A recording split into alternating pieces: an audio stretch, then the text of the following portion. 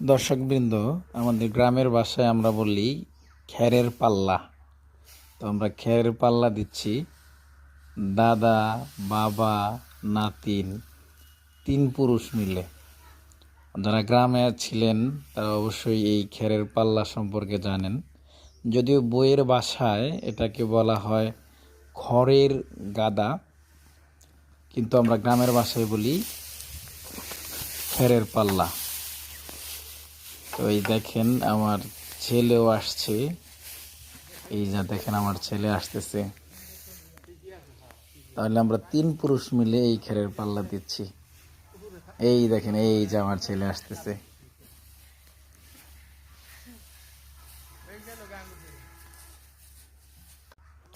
দর্শকবৃন্দ, আমাদের গ্রামের ভাষায় আমরা বলি খ্যারের পাল্লা।